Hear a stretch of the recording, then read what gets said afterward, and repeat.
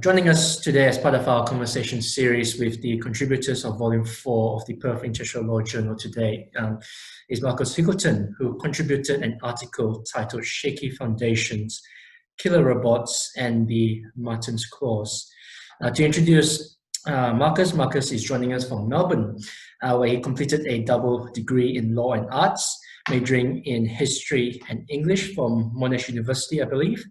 And more recently, he's just completed his Master of Laws, specializing in international law at the University of Melbourne. And he's currently writing his PhD proposal. He is also learning to speak French and is a relatively fluent German speaker. He completed a year exchange at the University of Vienna in Austria and a semester in France at the Jean Moulin University Lyon 3. And also completed a 3-month internship in the Netherlands at the United Nations Criminal Tribunal for the former Yugoslavia, which is in itself very interesting. So perhaps to begin, can you just tell us more about this internship? Sure. Firstly, thanks for having me. It's good to be here. Yes, so when I finished my bachelor in 2015, I didn't actually apply for clerkships, unlike many people. I enrolled in a German course in Vienna and applied for a number of internships at international institutions, which was more in line with my interests. And I got lucky at the ICTY. So for those that don't know, the International Criminal Tribunal for the former Yugoslavia was set up in the early 90s by the United Nations Security Council in response to some mass atrocities being committed across the former Yugoslavia, in particular in Bosnia and Croatia. So in late 2015, it was quite an interesting time to be at the court. The court was slowly drawing to a close. It finished up in 2017, although it's been superseded by the MICT, it's called. And there were two major trials underway at the time, known as the Karadzic and the Mladic trials. So Mladic, you may have heard of, is known as the Butcher of Bosnia. He's recently been in the media appealing the sentence that was handed down. So I worked in the Office of the President, who is the Chief Justice of the Court's Appeals Chamber. And I was working on the Perlich et al. Judgment, where there were 6 Bosnian Croat military and political leaders who had committed mass atrocities. So yeah, it was a really good experience. Basically, unlike what I expected, interns were given real interesting work. I researched, I wrote, or contributed to the drafting process, proofread. It was, yeah, a really good experience. Awesome. And so the basis of your article in Volume 4 was on this thing called Lethal Autonomous Weapon System, abbreviated as LAWS, or otherwise known as killer robots. What exactly is killer robots? Okay, good question. There is a lot of controversy as to the definition.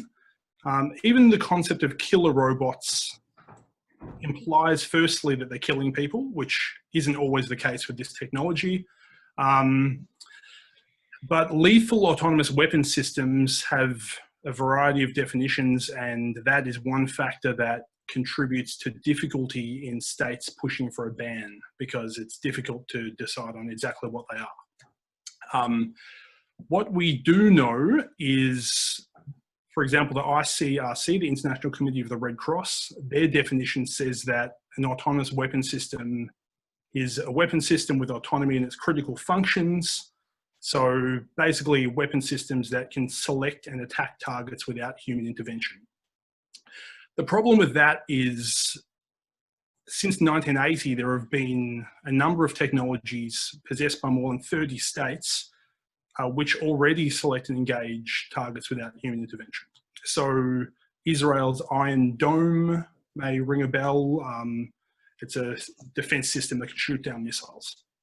So the world doesn't seem to have a problem with these extant systems. So laws or killer robots are obviously something more than these systems that already exist.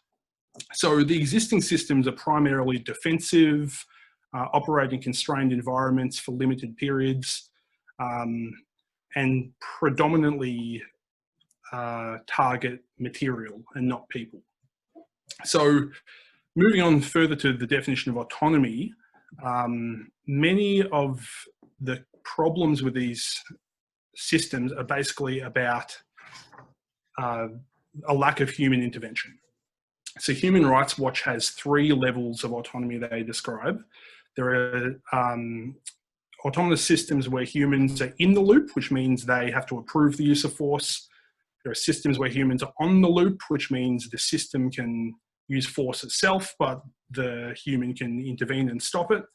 And human out of the loop, which means the system selects and engages, thinks for itself in some way, and the human has no control. So Human Rights Watch is pushing to ban systems that are either out of the loop or human on the loop, but they say there's so little supervision that it's effectively out of the loop. Fantastic. And your article centered on a particular report which was published in 2018, I think by the Human Rights Watch and the International Human Rights Clinic at Harvard University, which was titled "Heed the Call, a Moral and Legal Imperative to Ban Killer Robots." And in that report, they argued that a preemptive ban on killer robots was justified because of an international law principle, the Martin's Clause. And I think you mentioned in your article that the Martin's Clause is in itself also it's a term which can be interpreted differently. So firstly, can you just summarize for us what is the Martin's Clause and its different interpretations? Sure. So the Martin's Clause was first laid down in 1899 at the Hague Peace Conference. Friedrich Martens was a Russian diplomat who was contributing as a member of his state's delegation. And it's since been set down in a number of international humanitarian law treaties. I'll read you the definition from Additional Protocol 1 to the Geneva Conventions. So the Martin's Clause says, in cases not covered by this protocol or by other international agreements, civilians and combatants remain under the protection and authority of the principles of international law derived from established custom, from the principles of humanity, and from the dictates of public conscience. So principles of humanity refers to respect for human life, respect for human dignity, humane treatment of people, and the dictates of public conscience refers to either public opinion or opinio juris, which is state practice accepted as law by states. So that much is agreed. It's agreed that the principle is still significant. In the 1996 Nuclear Weapons Advisory Opinion, the International Court of Justice said that it's continuing, Martin's Clause's continuing relevance is not to be doubted.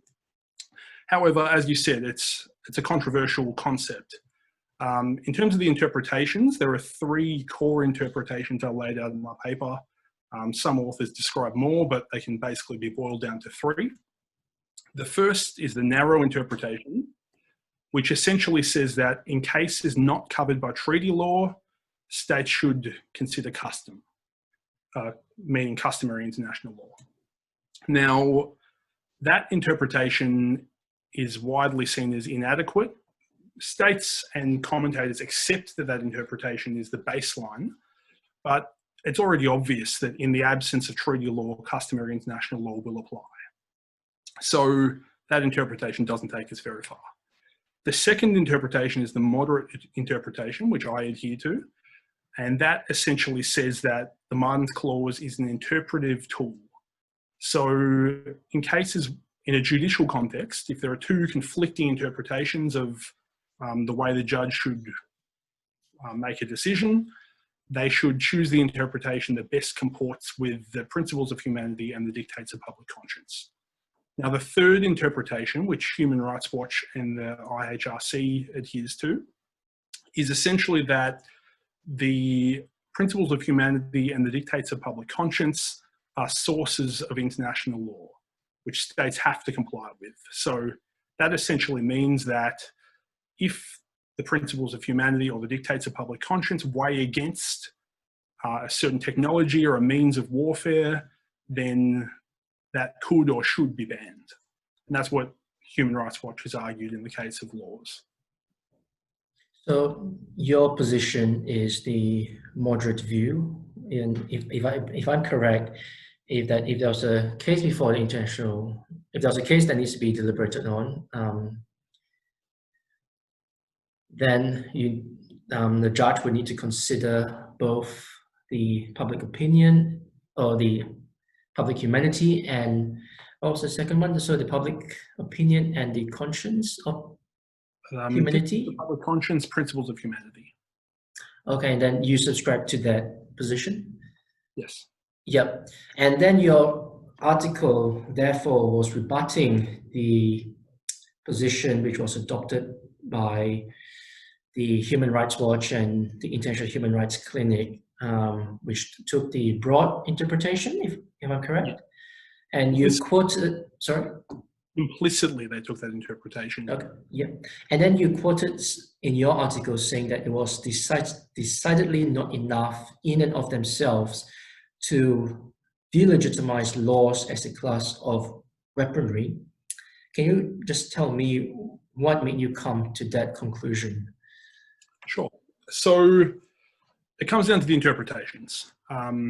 As I alluded to, with the broad interpretation, if accepted, would essentially determine that any technology such as laws that didn't comply with the principles of humanity or dictates of public conscience would need to be banned or could be banned on that basis.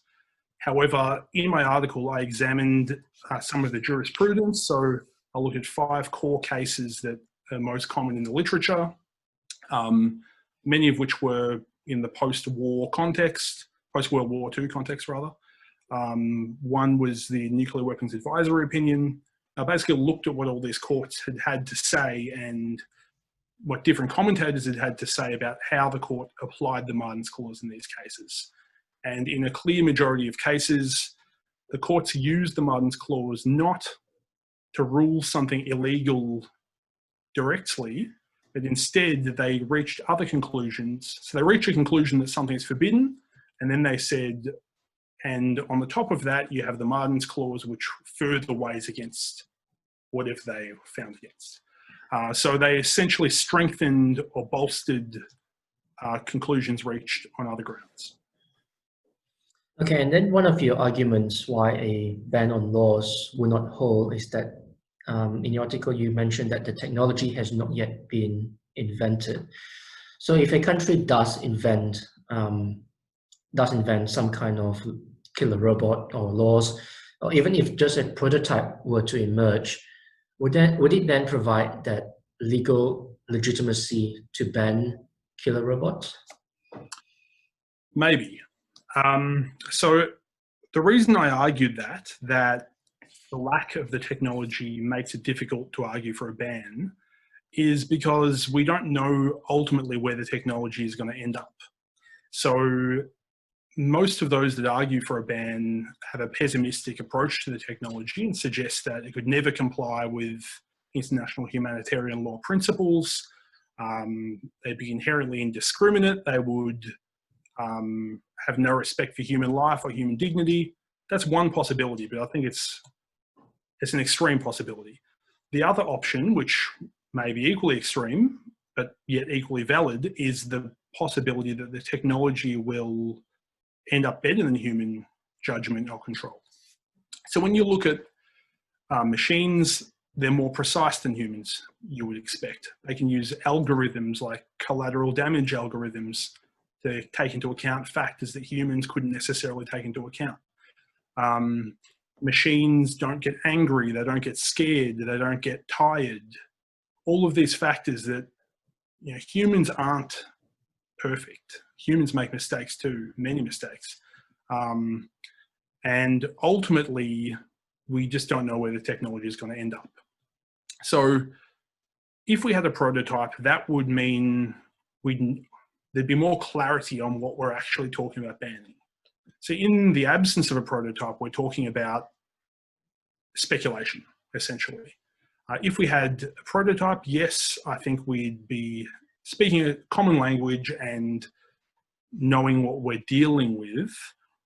However, there are other reasons for a ban too, beyond the fact that the technology doesn't exist.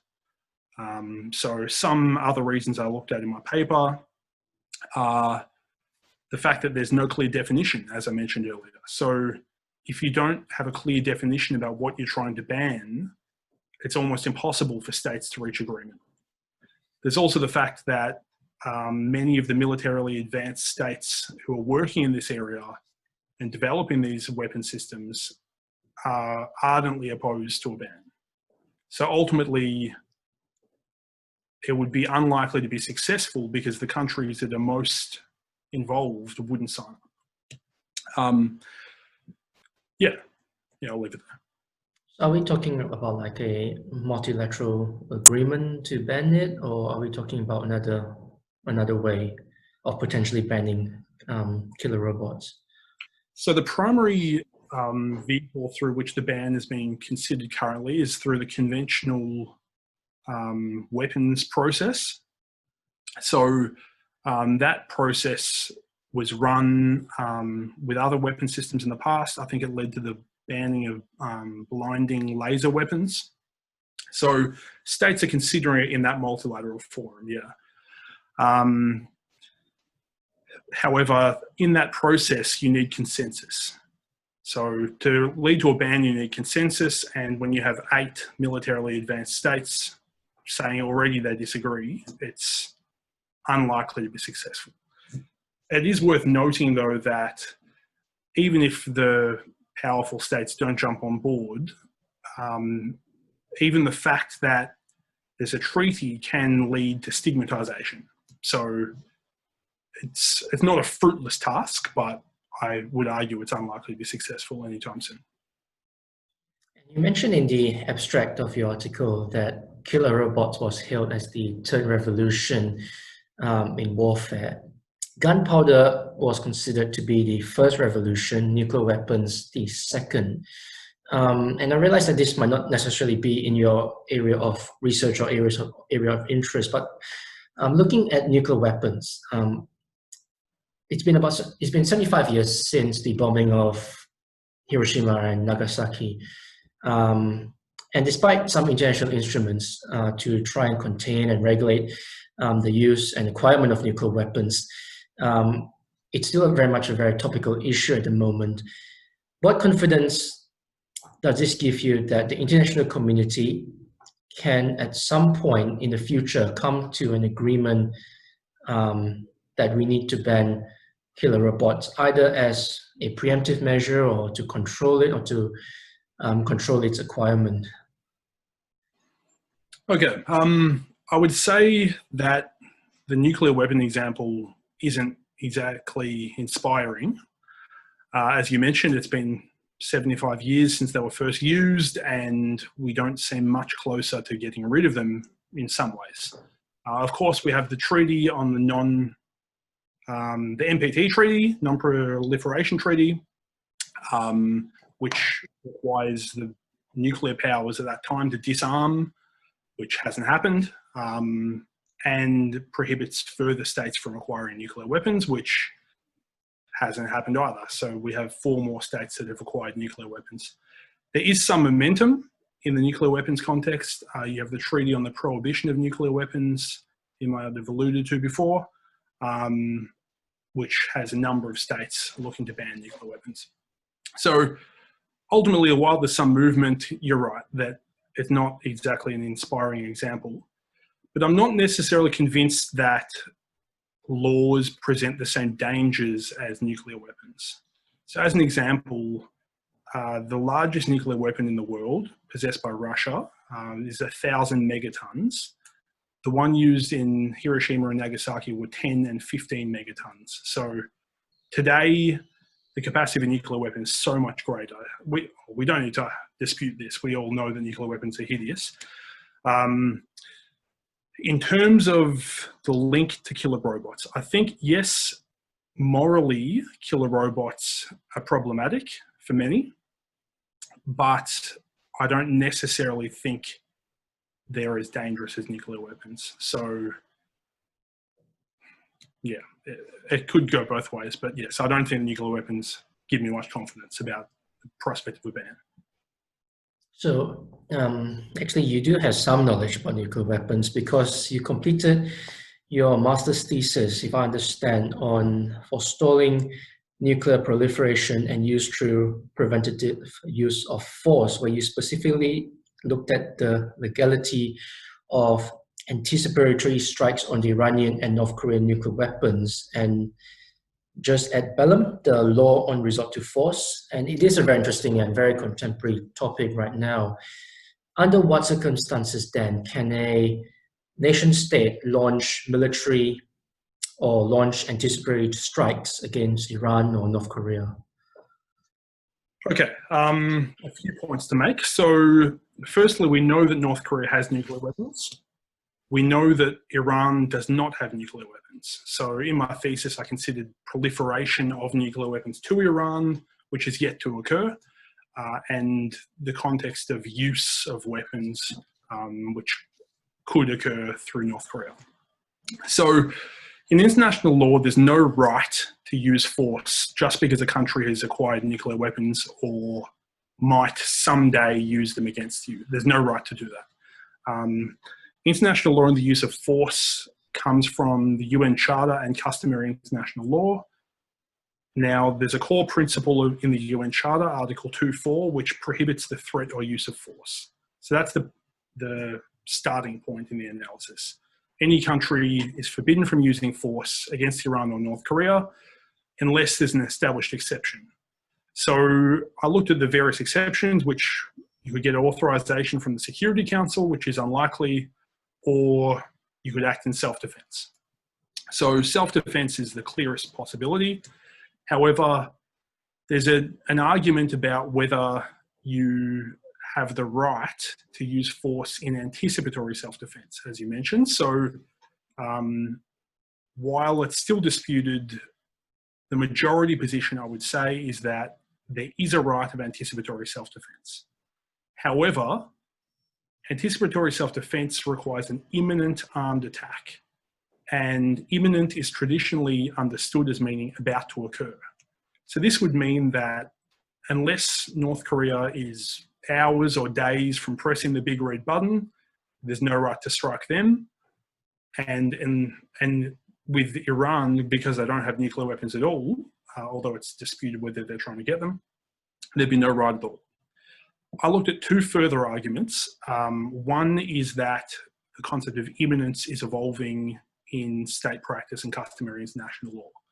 So the US, Australia, and the UK have come out and endorsed a new interpretation of imminence, essentially saying that it can mean almost whatever you want it to mean. You can take into account the whole range of circumstances. So in the nuclear context, you could look at the fact that the threat is grave. You could look at the fact that it might happen relatively soon, and you could look at the fact that it's highly probable to occur.